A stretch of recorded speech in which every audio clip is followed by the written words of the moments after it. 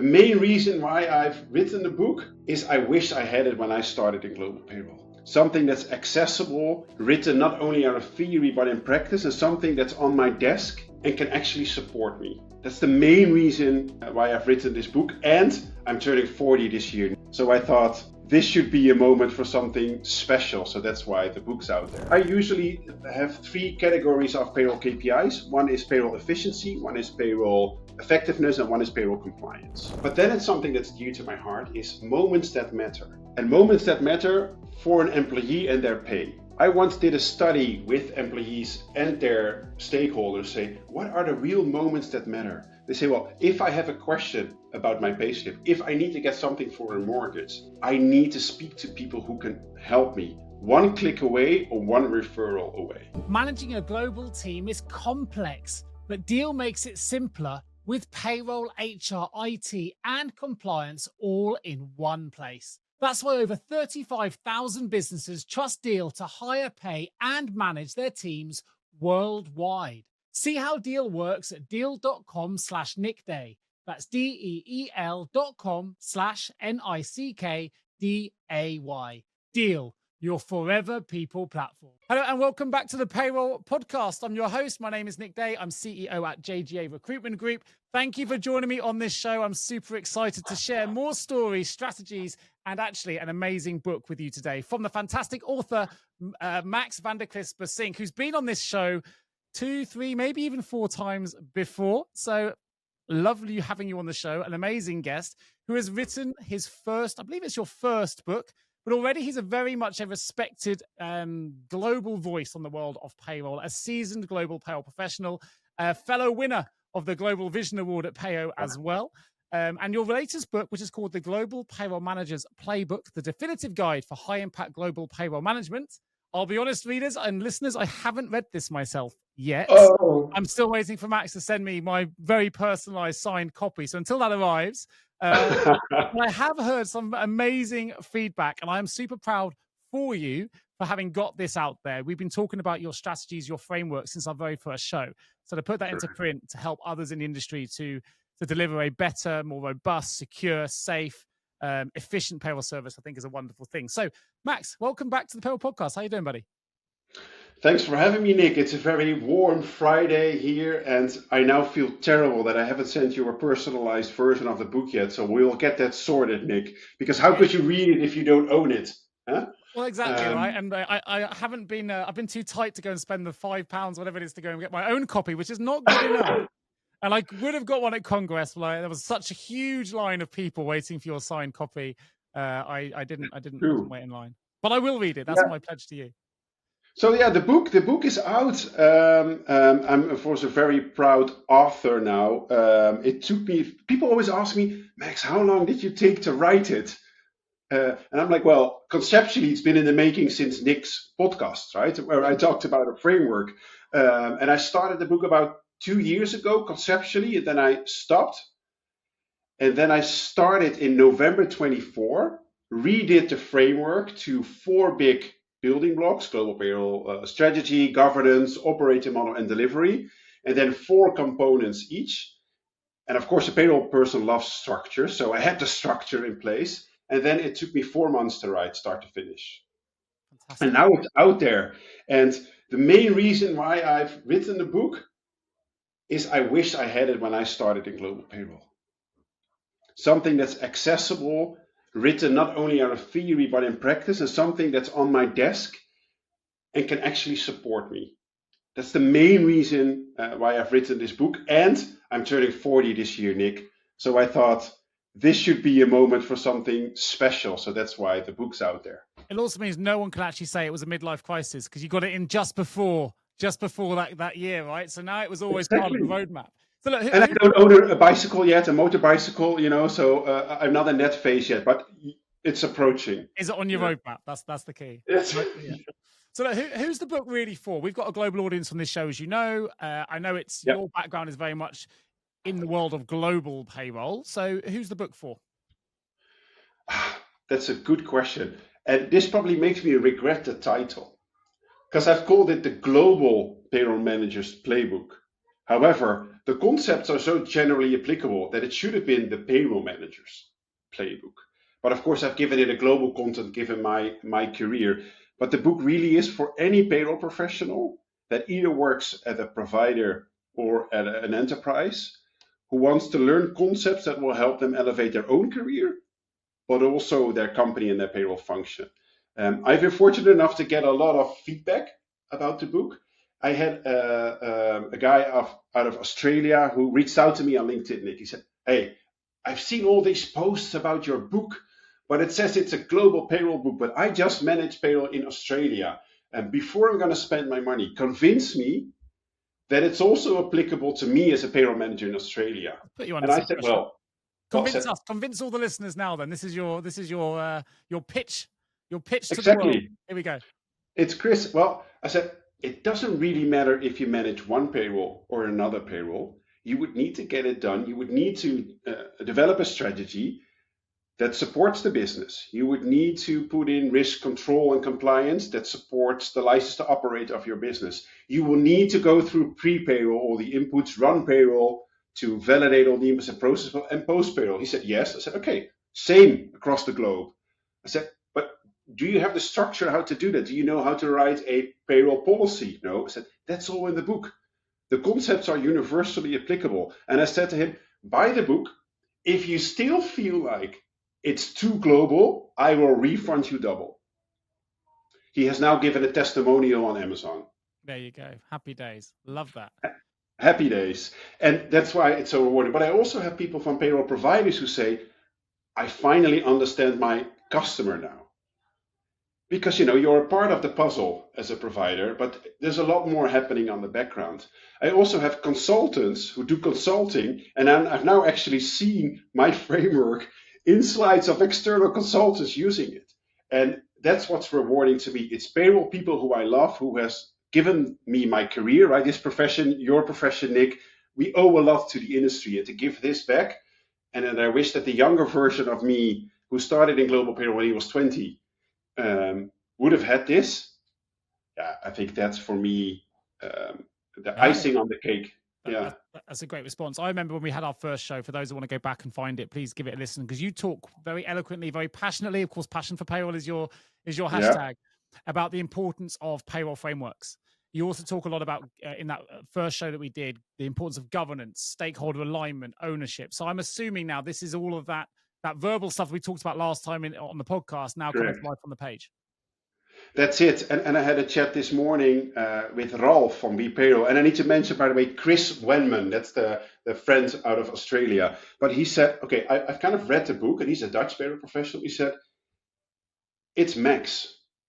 Like the way you are and the way you write, that's also in the book. Because I share concepts, but there's a joke in every 2 pages that will make you laugh while you're reading. I share payroll nightmare stories about payment files that got blocked. And then I develop, hey, but this is how I remediated that. And these are the concepts that you would probably also want to adapt in your payroll. So it make it very relatable and provide my examples without mentioning my companies, of course. And that what makes it, a read. It's almost like listening to my voice. Someone actually said you need to record the book as a what is it? A listening book? An audio book. That's it. And I also love, people have also challenged me, Nick, which is great, because they said, hey, I kind of disagree with this. I said, with the concept or how you manage providers, or I miss 2 or 3 KPIs that I've detailed. I said, that's great, because the book triggered you to think about the concepts. And because you disagree, you now know what you want and need. So for me, mission accomplished. Well, I know that you and I share a love of stoicism, a love of a growth mindset. And I think what you've described there is, even with the nightmare stories that you mentioned, is you learn through failure, right? That's where the biggest learning occurs. If we're never challenged, if we get everything right all of the time, we don't learn in the way that we learn when we're challenged and things go wrong. And be able to authentically and openly put out your failures, it shows the vulnerability that every payroll professional who listens to this sometimes feels. We know that no payroll really, particularly if it's of a huge size and scale and global, is running at 100% accuracy every single month, week, bi-week, whatever your frequency is, every single time, every years and years and years. There are going to be errors in there. So if you're able to admit that and look at that and say, actually, how can we improve our process? How can we get a little bit further? Then I think that's a wonderful thing. So what are some of the key metrics and KPIs? You said you missed a couple, but that you have included in the book. Do you think, okay, every global payroll leader maybe listening to this should probably be tracking these KPIs? I need to flip to the pages, Nick, because it's been a long time since I've written it. Payroll performance. It's page 117. And I've kind of done the KPIs. Here it is, by the way, for the people watching the video. It's actually on there. So I usually have 3 categories of payroll KPIs. One is payroll efficiency, one is payroll effectiveness, and one is payroll compliance. For efficiency, I do kind of payroll input accuracy, which also links to a poll I did. That's where the bulk of our work sits, right? Input. We are as strong as our input. So that's a KPI that you can also take to your stakeholders. I have, for instance, and I'm not going to detail all 9, but there's 9 in there, Nick, 3 per category. The other one is first time right payroll. Well, I shall share the story. If you may have an SLA with a payroll provider, and you're squeezed in what I call the art or the nightmare of the payroll calendar, Nick. Right? You have a pay date, you have a financial close, you need to submit payrolls, and then there's kind of this week in between, the most intense week in payroll. If you've outsourced your payroll, you've submitted all of your inputs. Now you're waiting. The payroll provider does his work. And then you get notified the results are there. You drop everything, whether you're having dinner, whatever, you drop everything. And then you review payroll. You find an error. What do? I've listed a couple of questions everyone should ask themselves. Do you approve or reject? And this is a metric that has always been key to me. First time right payroll. Upon the first trial results, will you approve them, yes or no? If that percentage is low, it tells you a lot. It could be you submit bad inputs. It could be the payroll provider does a lot of manual from your input to there. It might be they don't have the controls. It might be that your team is not able to function there. That's a KPI, and that's a real payroll life story, and that's what I share in the book as well. It's not just a KPI. A KPI is just a number. Sure. It looks good on a dashboard. Look at my KPIs. I said, okay, well, what do you actually do with it? What does it mean? Yeah, for sure. What does it mean? We have that in recruitment, of course. We've got strict KPIs in the world of recruitment. You have to have them, but I don't want people, the old recruitment angle of sending CVs. I've sent this many, but that's no good if they're all unsuitable. The number doesn't matter. It is whether it's a valuable KPI, whether we're doing it with meaning, whether we're actually trying to listen to what the objective is and achieving the objective rather than just hitting the KPI for the sake of the KPI. That's it. And I know you're a football fan. And for the US listeners, we're talking about soccer, I know. But you're a football fan. You have these 3 stats when you watch any football game. It's the number of shots, shots on target, and the number of goals. Which one matters most? Number of goals, of course. The number of goals, right? And that's why we also have the metric, the payroll accuracy. That's the actual accuracy that reaches payroll people, right? Payroll people, the employees. And if you, for instance, have a 20,000 employee payroll across the globe, you hit 99%. You're like 99% in most businesses, right? That's uptime of software. That's Google. But that means you've incorrectly paid 200 employees. So you're 99. To bring some, just to bring some recruitment stats into that equation, so you've got 200 paid incorrectly. That now means that there is a 24% higher chance now that of that 200, so what's that, 48 people, are now more likely to be looking for a new job. You pay them incorrectly again, that jumps to 49%. So now you've got almost 100 people looking for a new job as a result of the payroll process. Well, that's the best of both worlds combined now in this podcast, Nick. There you go. So you could say I've hit 99% the whole year. There's 200 people. There's almost 100 people leaving the job. Track, is it the same people? That's why these metrics, and I again talk about this in the book, the metric is the start, right? And then I also have a section that's called ways of working. I didn't have a better term. I'm not a native speaker, but it's about creating a culture with your team where they will speak up and say, hey, Max, I've made an error, or I found an error. This is what happened. I said, great, let's fix it. Let's make sure it doesn't happen anymore. And it runs in the KPIs. And then you have a conversation. You have meetings together. You try to improve, but make it very personal. I once had actually someone in the Netherlands crying at my desk. Sorry, Nick. Some people also cry. who also gave me the metrics. And I did the same number. I said, okay, we've paid 280 million of net salaries this month. And we've just had a KPI percentage of 99.5%. I said, how many euros of our company have we misspent? I said, that's 10 times your annual salary. She's like, I said, don't be scared now. I said, but then we need to focus. Okay, how does that not happen anymore? And that's in the book, right? You could go to a course, get KPIs, but how do you actually internalize them and use them? Attention, payroll leaders. If you're listening to this, you already know that payroll has never been more complex. Compliance risks are rising, skilled talent is scarce, and getting it wrong can cost your business way more than just money. It can cost you trust, retention, and of course, brand reputation. I'm Nick Day, host of this show and also CEO of JGA Recruitment Group, specialist global payroll recruiters. Here at JGA, we're so passionate about payroll, we've even turned it into music. Don't believe us? Head to your favorite audio platform and search for Payroll Powers the World, and you can quite literally join us in song about how we believe payroll deserves its moment in the boardroom to shine. At JGA, we'd like to think our passion shines through to our recruitment results as well. With a 97% retention rate and an average 19-day job brief to hire success rate, we work fast, we work strategically, and we work with purpose to connect you to the hidden payroll talent that job ads and direct search methods will simply never reach. So if you're hiring or indeed planning to hire, why not partner with the experts that are shaping the future of payroll? Partner with jgarecruitment.com today, or better yet, drop me a message directly, and together we can make sure your next payroll hire is your best one yet. So we move it from cost center to impact driver, which I talk a lot about, and I know you agree with. Something I want to ask you, because I'm conscious that we've both got a school pickup coming up relatively quickly, so I'm conscious of the time, and I'm glad to have you here. Now, having not read the book, but I've worked with you and spoken to you many, many times, so I'm going to make a guess that this may or may not be in there, and if it's not, I know you can talk eloquently about the subject anyway. But you and I both talk a lot about trust and the payroll process. And for me, it's the only department that touches every employee either every week, often in the US, or bi-weekly or month, depending on your pay cycle. Every single pay cycle, if you like, through the calendar year. No other department really does that. We're constantly in touch with our employees through that payment process. If we get it wrong, as you've just mentioned, those employees might leave, they may worry, the financial health might impact their mental health and all these different things.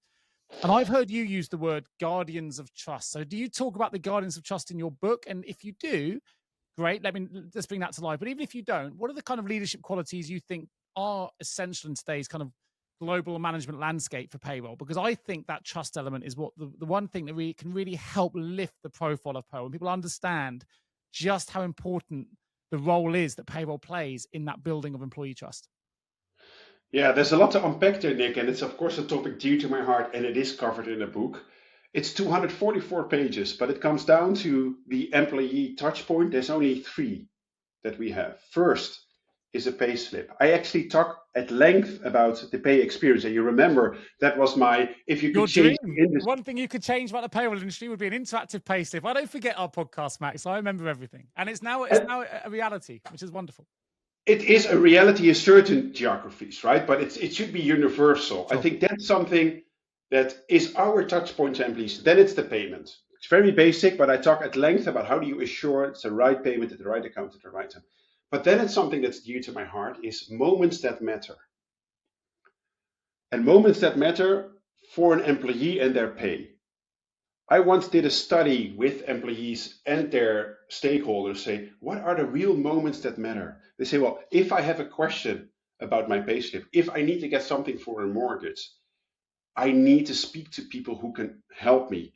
One click away or one referral away.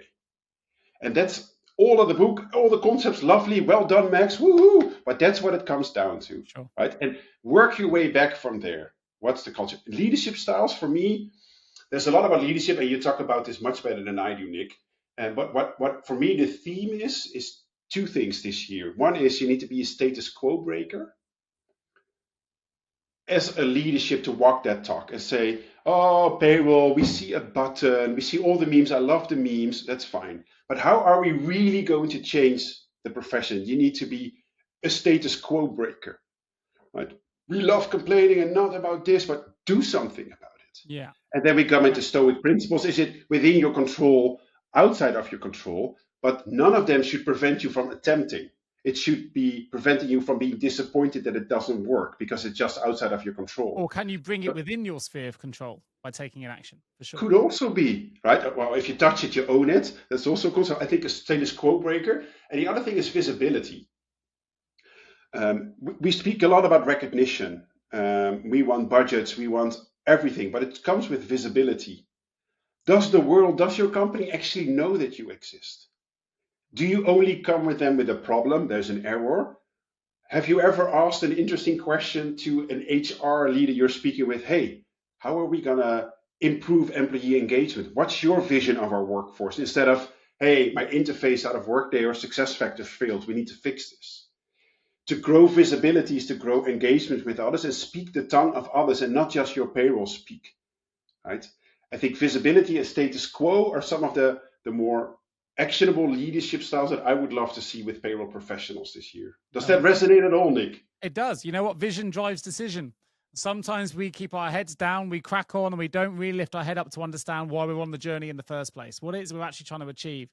For some people, they just want to do their job, go home and live their lives outside of work, and that's fine. But if you really want to make waves in payroll, you need to have a vision, and you need to take the actions that drive that decision. You need to know where you want it to head to, and you need to try and bring those things into your sphere of control to make that happen. And hopefully, their first step in making that journey is to read your book, because you really do lay it out for people. You're someone that's walked that walk, and now you're going on your own business now as your own consultant and keynote talker and author. And what I love is you've got courage of conviction, and you followed your own path to get where you are. And it feels weird to say the word proud because we're colleagues and peers, but I'm really proud of the fact you got a book out from when we first spoke and to see the things that have happened. I think it's really exciting. But last question before I lose you, if you've got a little bit more time, Max. Yep. And I'm conscious I don't want you to be late for your kid pickup, but which chapter in the book are you most proud of? What's the bit that really resonates with you, the global payroller, rather than Max, the author? I might say two. One is part of global payroll strategy called the purpose statement. I follow a lot of LinkedIn vacancies and posts, right? And I was so proud. I saw one from Michelle Whitfield. She works at Meta. I used to be in Honeywell. I once placed Michelle Whitfield at Honeywell. I know her very well. Brilliant. There you go. Brilliant global payroll management. And I started doing the purpose statements at other companies, and this is what payroll does. And if you look at payroll vacancies, now I'm coming into your sphere, not yours, of course, but others. They start with, you need to do all of this. This vacancy started with, this is what we do at our company. This is payroll. This is our mission. This is our purpose statement. This is why we exist. And this is why you should be excited. And only all the way down, it speaks about, okay, you need to have certain qualifications. But it's very attractive. That's a purpose statement. It's the first chapter of the book that talks about purpose statement. And people usually, that's not something for us. Like a business has a mission and vision. No, you know very well the generation Gen Zs out there. They're very purpose driven. Don't tell them about a payroll. Why do they matter? Why does payroll matter to the business? And I now start to see that at vacancies. I'll give you something to think about, maybe to ponder as we finish the show, Max. One is actually, by the way, if anyone caught my talk at Payo, it's all about that. I did one on talent and recruitment, and it starts with stop listing your tasks and your duties and your job specs. Create story. What's the story of your organization? Why would I want to come and work for you in your department? What have you done? How are you empowering your team? Give me a case study of someone who's developed through the ranks, whatever it is. Not I've processed, I need somebody who can process 1,000 employees on a weekly basis. It doesn't excite people to join. But you mentioned the behaviors piece there and the values piece. And this isn't mine. I did an interview on my HR channel podcast. And someone said to me, we were doing it on values and things from the HR perspective. And the guy said to me, Nick, companies can't have values. They're a thing. It's like putting values on a pen. Companies don't have values. Yeah. They can think they do and they can whatever. They don't. People have values. So what are your values when you're putting that job spec out there? What's the kind of person that's going to fit into your story? What are you trying to create there? What's your vision to drive that decision? What kind of people do you need that's going to elevate your department to be something better than it is right now? Don't try and find someone who is a culture fit. You want somebody who's going to culture elevate, who's going to actually change your culture for the better, diversify your thought process, and make things exciting to elevate your payroll function. So I couldn't agree more. And purpose statement, if I'd written your book, would have to be my favorite chapter as well. So I love that. I love that. I do want to say, we talk a lot about transformation and leadership, and I love it, but we also should recognize that's maybe 5 to 10% of the payroll profession. Correct. There's also a lot of people out there who indeed just love working in payroll. I managed a team, I can say this at Zoom. They said, Max, give me the structure that we need. Develop the frameworks, do whatever you do. Give us a structure to execute on, because we love execution. And they love it. And they are also in transformation. There's AI. I think we also need to speak to the hearts of these people to say, we see you, we value you, we recognize you. I see a lot, hey, we take away the transactional work, shift a bit, so we free up time for your strategic thinking. Well, those team members, they don't want to be freed up for strategic thinking, right? This is their job. This is what they will love. Will they lose their jobs? Not necessarily. Will it change? Yes. Absolutely. But does everyone suddenly need to become a strategic payroll leader? No. We will find ways for those kind of people and those profiles to still be very comfortable while being less in Excel and manual work. But we kind of need to bring it down maybe a couple of levels to reach those people. But you might have a perspective, Nick. No, I wholeheartedly agree. I think humans thrive in structure anyway. We thrive in routine. We don't often think that we do, but when you look at and actually analyze our individual lives or the lives of others, there's routine entrenched in everything that we do. We like structure that enables us gives us the guardrails to perform. And you're absolutely right. You know, this show, of course, is relatively high level with the guests that I have, so we tend to often operate in that high level space of thinking and strategy. You're absolutely right. The people that underpin the strategy and the high level thinking are the people that are striving to become that later, maybe, but are actually at the ground level doing the work and to get there. We've all been on our journeys. I just want to say, we see you, we value you, we recognize you, and we love you, payroll people. Absolutely. Well, look, for those that want to find out more about the structure, the book is called The Global Payroll Manager's Playbook, the definitive guide for high-impact global payroll management. But of course, it's not just about global payroll, as we've discovered during this show. If you work in payroll, pretty much is going to be relevant for you at any level of the process. So go and grab your copy. It's on Amazon. If you want a signed copy, then reach out to Max on LinkedIn. I'm sure he can make special things happen and post it. I know he posted his last copy out to Saudi Arabia. So very willing to do those things, not to suddenly inundate you with lots of more postage requests. But please do reach out. This is someone who is really passionate about payroll. And actually, I think you do know this. I think I told you last time I saw you. You're the only person I quote in my first song, My Payroll Career. There's a line that says, payroll is the best of HR, tech, and finance. And that came from our first show together, which I love. So you found your way into my first payroll song, Max, just for you. If you haven't heard it, it's called My Payroll Career. That's a shameless plug from me. It's on all the major channels. But it's a bit of fun celebrating the world of payroll, which I know we both love to do. Max van der Klis-Busink, thank you for joining me on the Payroll Podcast. I'll let you have the final word today. How would you like to sign off? As a podcast host yourself, of course. This is well, Nick, first of all, thanks for having me. And the other thing is, payroll professionals, the best is yet to come. Don't be scared of the future, but embrace it. And then we'll leave with a stoic quote, Nick, amor fati. Mic drop. Love that. Thanks, Max. Thanks, Nick. Global teams are more connected today than ever, but managing payroll, HR, and IT can still feel fragmented. But Deel simplifies global work with one platform that keeps everything running smoothly. No compliance guesswork, no third-party payroll, just seamless operations backed by 24/7 expert support. That's why over 35,000 companies trust Deel to handle their global workforce. Visit deel.com/nickday to see how Deel can help. That's DEEL.com/NICKDAY. Deel, your forever people platform.